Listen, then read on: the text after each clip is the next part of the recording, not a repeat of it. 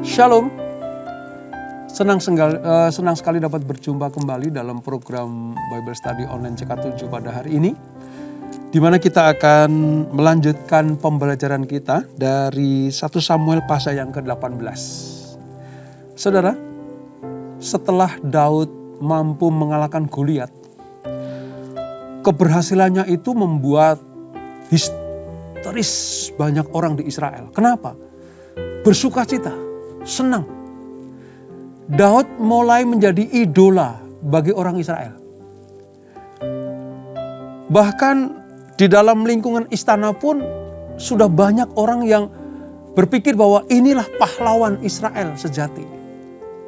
Oleh sebab itu, Daud mendapatkan tempat di hati orang Israel. Namun, ada konsekuensinya. Apa itu? Tidak semua orang suka Daud. Ada juga yang iri dan tidak suka dengan keberhasilan Daud. Siapa itu? Nanti akan kita pelajari. Namun sebelum dahulu mari kita datang kepada Tuhan. Kita minta Tuhan mengurapi kita. Supaya kita mengerti firman ini. Dan mengambil rema di dalamnya. Maka berkatnya dicurahkan buat kita semua. Kami datang kepadamu Bapa. Kami hampiri tahta-Mu, menyembah Engkau Tuhan. Sebab Kau Allah yang ajaib, Kau Allah yang mulia, Kau Allah yang dahsyat. Segala perbuatan-Mu Shikirala rabaya rabaya Shikirala rabaya rabaya rabaya.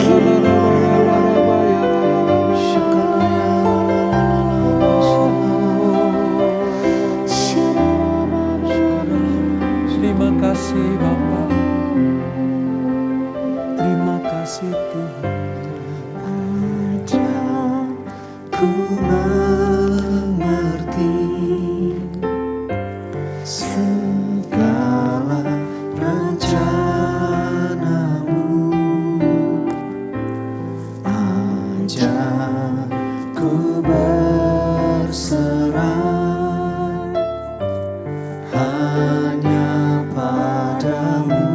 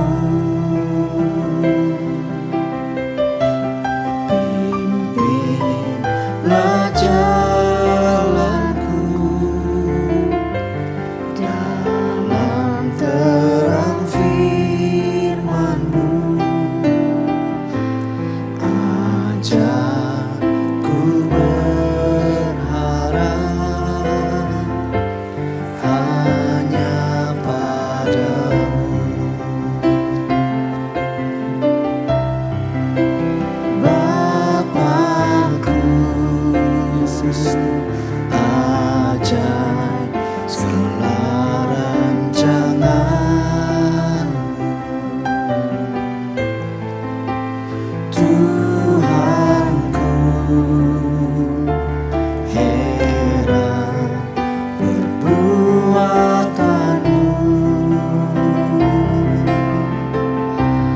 Engkau sanggup mengadakan segala yang ku perlukan, menurut kehendak-Mu terjadilah.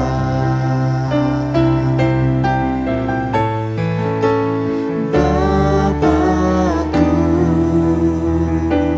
ajaib segala rancangan-Mu.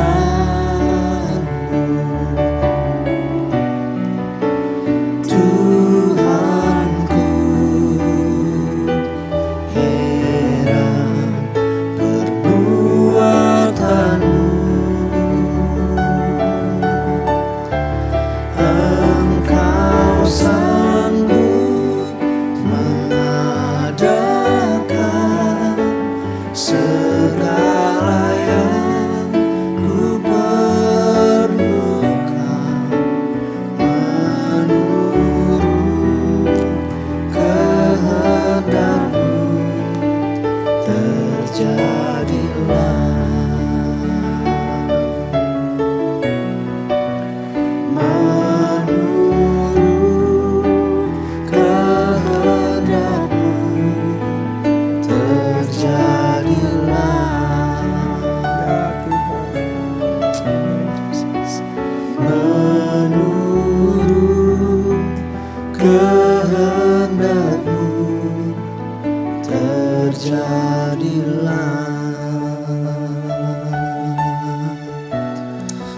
Ya Bapa, ya Tuhan, ya Yesus, Ajar kami Tuhan,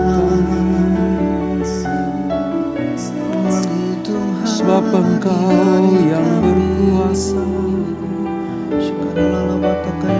atas segala-galanya, Tuhan. Oreala rapa shandara kakaya rabo, inamata kaya rala rapa shando.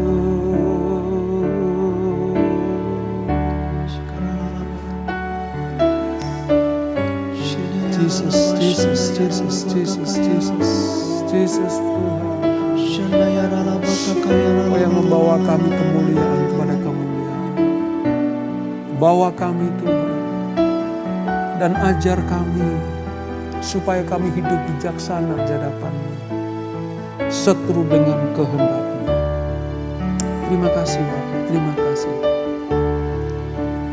Ajar kami Tuhan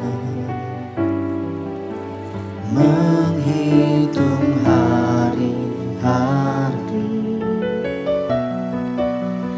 agar kami beroleh hati bijaksana.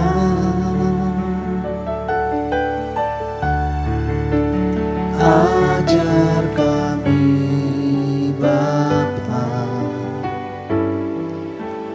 hidup dalam jalan-Mu, agar semua rencana-Mu digenapi.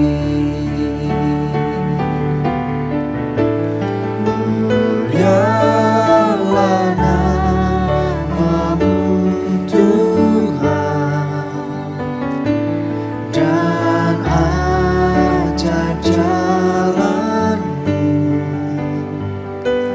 Pimpin kami di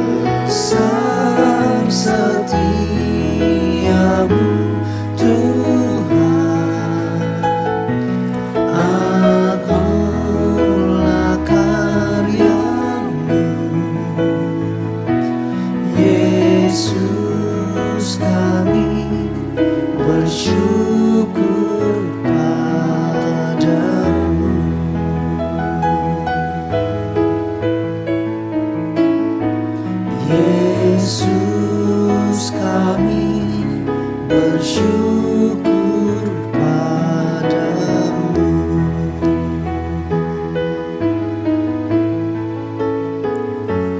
Yesus, kami bersyukur padamu. Amin Tuhan. Bawa kami dan ajar kami kepada rancangan-Mu yang terindah. Dan ajar kami senantiasa untuk hidup di dalam hikmat dan kebijaksanaan-Mu. Supaya kami ketika diberkati Tuhan, kami tidak lupa diri bahwa dari Tuhanlah semuanya itu. Atau kalau kami sedang diuji oleh Tuhan, supaya kami tidak melupakan Tuhan, tidak mencari ilah-ilah lain, tapi datang hanya kepada Engkau. Terima kasih Bapak. Sebentar kami akan melanjutkan pembelajaran kami. Roh Kudus terangi hati kami, supaya kami mengerti rancangan Allah, firman Allah, rencana-rencana Tuhan yang luar biasa dalam hidup kami. Kami siap belajar di dalam nama Yesus. Mari yang siap belajar sama-sama kita katakan, amin. 1 Samuel pasal yang ke-18 ada 2 perikop saudara. Yang pertama tentang Daud dan Yonatan. Seperti kita ketahui, Daud adalah orang yang diurapi Tuhan lewat Nabi Samuel. Dipersiapkan Tuhan untuk menjadi pengganti Saul. Yonatan adalah anak Raja Saul. Jadi 2 pemuda ini bertemu di dalam sebuah kawasan kerajaan Israel. Di rumah atau istana Raja Saul. Mari kita lihat apa yang terjadi. Ayat 1 sampai dengan ayat yang ke-5 terlebih dahulu. Ketika Daud habis berbicara dengan Saul, berpadulah jiwa Yonatan dengan jiwa Daud. Dan Yonatan mengasihi dia seperti jiwanya sendiri. Pada hari itu Saul membawa dia dan tidak membiarkannya pulang ke rumah ayahnya. Jadi Daud setelah perang menang melawan Goliat, diundang makan oleh raja. Di tengah-tengah pembicaraan sambil pesta itu saudara, mata Daud dan Yonatan itu berpadu pandang. Disitulah mulai timbul mengasihi, ya, mencintai tapi bukan eros, ya. Karena apa? Karena Yonatan betul-betul kagum kepada pemuda ini. Sampai-sampai Saul melarang Daud pulang. Karena Saul mau Daud berlama-lama tinggal di istananya. Ayat 3. Yonatan mengikat perjanjian dengan Daud karena ia mengasihi dia seperti dirinya sendiri. Yonatan menanggalkan jubah yang dipakainya dan memberikannya kepada Daud. Juga baju perangnya, sampai pedangnya, panahnya, dan ikat pinggangnya. Saudara bisa bayangkan itu. Saking kasihnya Yonatan pada Daud, sampai peralatan perang itu diberikan. Daud maju berperang dan selalu berhasil di mana juga Saul menyuruhnya. Sehingga Saul mengangkat dia mengepalai para prajurit. Hal ini dipandang baik oleh seluruh rakyat dan juga oleh pegawai-pegawai Saul. Seperti pengantar saya tadi. Ini keberhasilan Daud ini mulai viral, saudara. Terdengar kemana-mana di penjuru Israel. Bukan hanya karena Israel terlepas dari ancaman orang Filistin yang dikepalai oleh Goliat itu. Tetapi lebih daripada itu, Israel sekarang punya jagoan yang luar biasa. Setiap kali Daud maju berperang, ayat 5 tadi, selalu berhasil. Kemanapun Saul perintahkan perang, berhasil. Ingat ya, ketika Daud mengalahkan Goliat, keberhasilan karena Tuhan bersama dengan Daud. Demikian pula, peperangan Daud kemanapun dia diutus berperang, selalu menang karena Tuhan bersama dengan Daud. Sampai-sampai mereka semuanya orang Israel itu sudah membuat sebuah keputusan. Inilah pahlawan kita. Inilah orang dan urapi Tuhan. Dan saudara, tidak sampai di situ. Kisah ini lalu ada sebuah titik balik dalam diri kehidupan Daud. Kenapa? Semakin orang Israel mengeluh-elukan Daud, ternyata Saul mulai membenci Daud. Kok bisa ya? Orang yang sudah memberikan kemenangan kepada Saul. Orang yang sudah berhasil perang kemana-mana dan membawa kemenangan. Kok bisa dibenci? Kok bisa ya? Raja punya tentara yang dielulukan dan selalu berhasil. Kok malah dibenci? Rasa sayang Saul berubah menjadi benci. Kenapa saudara? Mari kita lihat. Pangkalnya seperti ini. Perikop yang kedua, Saul benci kepada Daud. Tetapi pada waktu mereka pulang ketika Daud kembali sesudah mengalahkan orang Filistin itu, keluarlah orang-orang perempuan dari segala kota Israel menyongsong Raja Saul sambil menyanyi dan menari-nari dengan memukul rebana, dengan bersukaria dan dengan membunyikan gerincing. Dan perempuan yang menari-nari itu menyanyi berbalas-balasan katanya, Saul mengalahkan beribu-ribu musuh, tetapi Daud berlaksa-laksa. Saudara tahu? Yang menyebabkan rasa sayang, ya, rasa simpati dan kagum Saul kepada Daud berubah menjadi benci, bahkan berusaha ingin membunuh Daud. Karena apa?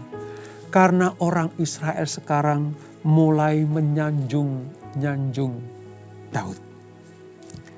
Nyanyian para perempuan kota Israel itu berkata, Saul mengalahkan beribu-ribu, tetapi Daud berlaksa-laksa. Laksa itu, satu laksa itu 10.000.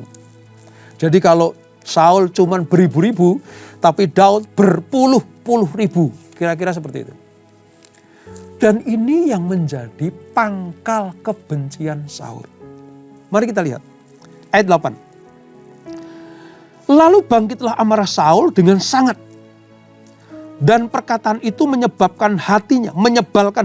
Sebab pikirnya, kepada Daud diperhitungkan mereka berlaksa-laksa. Tetapi kepadaku diperhitungkannya beribu-ribu. Akhir-akhirnya nanti jabatan raja itu pun jatuh kepadanya. Sejak hari itu maka Saul selalu mendengki Daud. Kalau kita baca semuanya saudara, ada 3 kali Saul itu bertanya kepada orang-orangnya, anak siapa ini? Ya. 3 kali dia tanya, ini anak siapa? Mulai dari 1 Samuel 17 yang kemarin kita pelajari sampai dengan pasal 55 sampai ayat 55 sampai 58. 3 kali Saul sampai tanya, ini anak siapa? Kok demikian hebatnya? Tetapi ketika demi mendengar nyanyian yang seperti itu, rasa kagum, rasa cintanya, ya, rasa kasihnya kepada Daud itu berubah menjadi benci. Kenapa? Karena ada iri hati di dalam diri Saul. Ini masalahnya saudara. Iri mengakibatkan benci. Dan kebencian yang selalu dipupuk saudara akan menghasilkan perbuatan untuk apa? Melenyapkan musuhnya itu. Melenyapkan orang yang sangat dicintai itu. Daud gak salah apa-apa kepada Saul.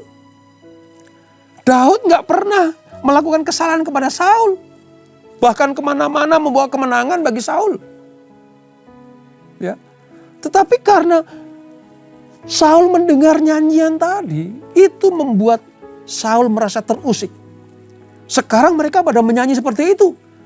Nanti akhir-akhirnya kedudukan raja akan beralih kepada Daud. Ternyata yang ditakutkan oleh Saul adalah kedudukan rajanya, tahta kerajaannya nggak mau berpindah kepada Daud. Mari kita lihat saudara. Dari awal sedikit ya. Ketertarikan Yonatan itu berbeda dengan ketertarikan Saul kepada Daud.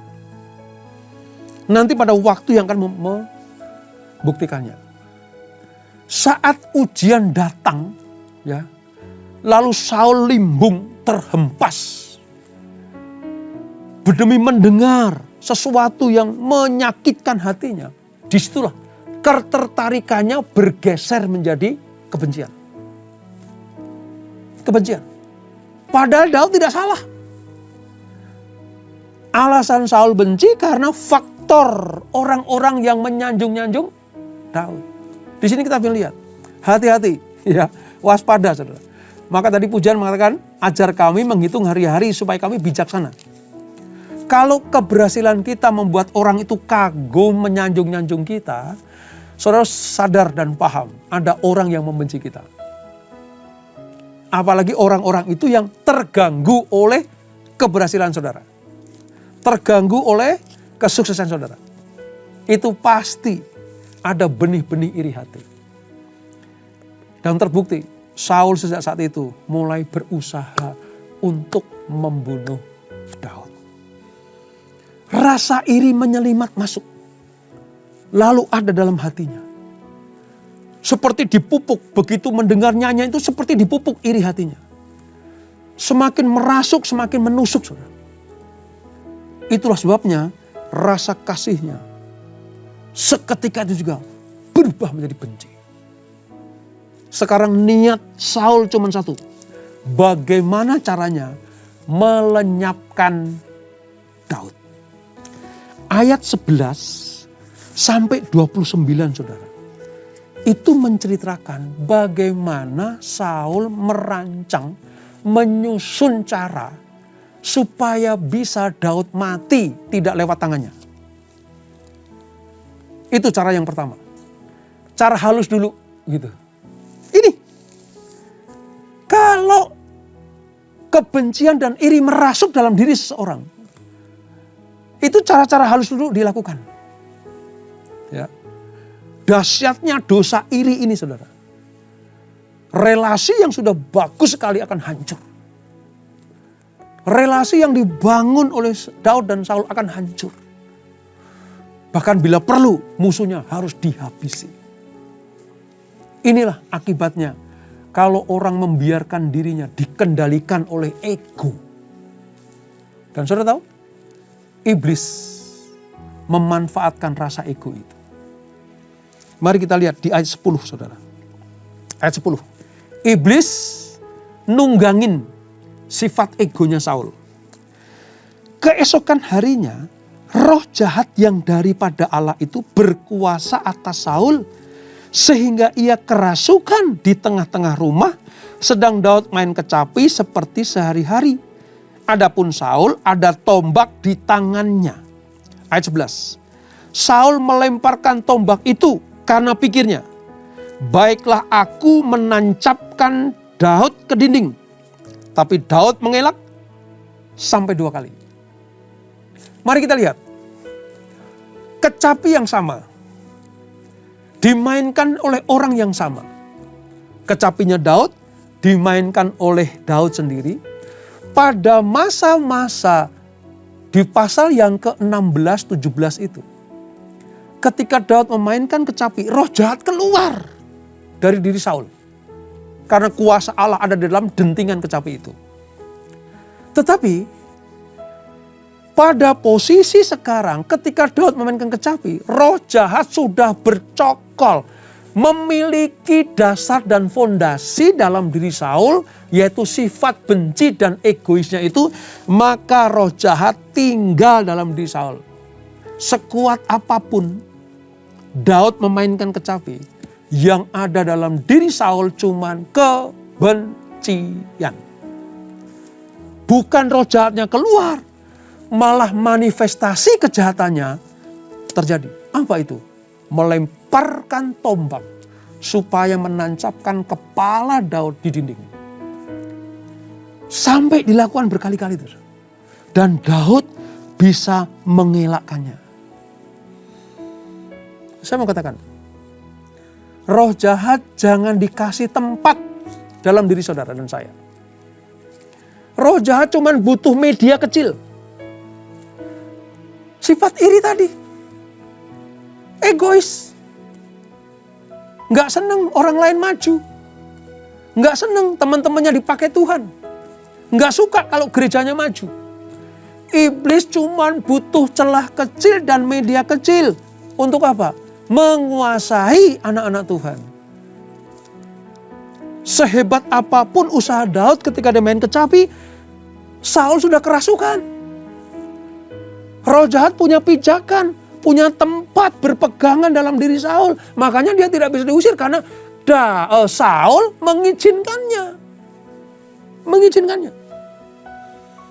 Oleh sebab itu, sadar kalau kita itu udah mulai ada rasa gak beresin dalam hidup kita. Entah kok kita iri ya sama orang. Kok kita jealous ya. Kok kita ada rasa gak suka ya orang lain maju gitu. Hati-hati loh saudara. Iblis diam-diam punya pijakan loh. Iblis punya tempat loh di hidup kita, di hati kita. Mau ditengking kayak apa kalau iri hati belum keluar dari diri Saul, yang gak akan bisa. Semanis apapun permainan kecapi Daud, sehebat apapun dentingan dawai-dawai itu, tidak mampu mengusir kuasa kegelapan. Kalau yang punya tempat, orang dalam diri Saul itu mengizinkan kuasa kegelapan tinggal di dalamnya. Itu hati-hati. Oleh sebab itu, berjaga-jagalah. Peliharalah hati kita supaya penuh dengan kuasa dan kasih Allah. Kepada siapa? Sesama. Kita sedang mengucap syukur sama Tuhan. Kalau ada orang lain dipakai Tuhan. Kalau teman-teman kita sepelayanan dipakai Tuhan. Kalau teman-teman kantor kita sedang naik jabatan, naik posisi, bersyukurlah. Jadikan itu pemacu untuk kita sukses. Jangan malah iri. Kalau kita iri, kita dengki, kita egois, iblis punya pijakan. Hati-hati. Nah, kisah Daud dan Saul ini saudara, itu akan berlanjut nanti. Sampai-sampai Daud harus melarikan diri dari Saul. Saya bisa bayangkan itu. Bagaimana seorang yang tadinya sangat dikasihi, bahwa bahkan Daud itu membawa tombak atau pedangnya, senjatanya Saul. Tapi sekarang dia harus melarikan diri. Bukan karena kesalahan Daud, tapi karena iri dan dengkinya Saul kepada Daud. Yang notabene dia adalah menantunya sendiri, saudara. Menantunya sendiri. Saul tidak suka Daud dicintai oleh seluruh orang Israel. Saul tidak suka ada nyanyian-nyanyian seperti tadi. Saul tidak mau ada hal-hal yang sanjungan kepada Daud melebihi dia. Padahal senyatanya perempuan-perempuan yang sedang menantikan Daud dan Saul pulang dari perang tadi, kan judul nyanyiannya seperti ini, saudara. Lihat, kita lihat ya. Saya akan ulang sedikit ya. Di ayat yang ke-7. Ayat 6. Lihat ini. Padahal kalau Saul tahu mengapa perempuan ini menyanyi-nyanyi, lihat alasannya seperti ini. Tapi pada waktu mereka pulang, ketika Daud kembali sesudah mengalahkan orang Filistin, keluarlah orang-orang perempuan dari segala kota Israel menyongsong Raja Saul. Catat baik-baik, saudara. Kalau di Alkitab buku saudara ada, garis bawahi itu. Sebenarnya perempuan-perempuan itu keluar dari rumahnya, melihat berbondong-bondong, ya, pasukan Israel perang, lalu menang, mereka masuk ke kota Yerusalem lagi. Mereka menyongsong Raja Saul. Mereka sebenarnya tidak menyongsong Daud, tapi rajanya. Siapa itu? Saul. Sayang, Saul nggak lihat ini. Yang dilihat cuman syair lagunya. Dan memang ya, Daud itu mengalahkan berpuluh-puluh ribu. Dia yang ada di dalam medan pertempuran itu. Saul pasti juga ada di situ. Tapi yang paling banyak mengalahkan adalah Daud.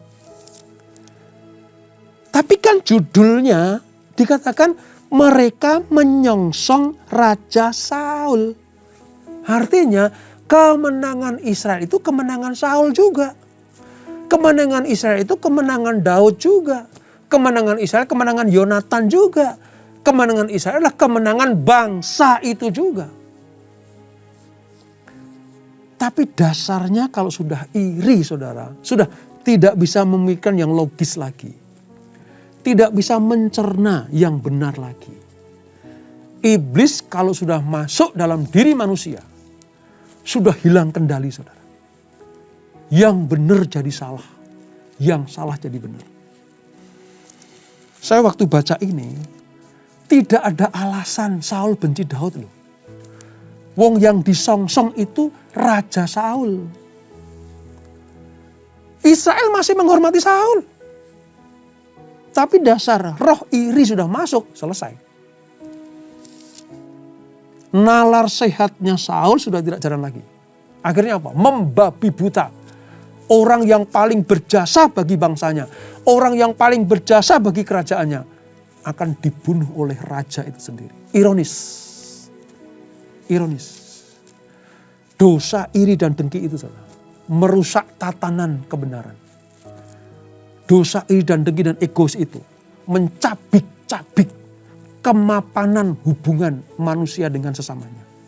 Oleh sebab itu, jangan pernah ada rasa iri, dengki, jealous kalau ada orang sukses di tengah-tengah kita.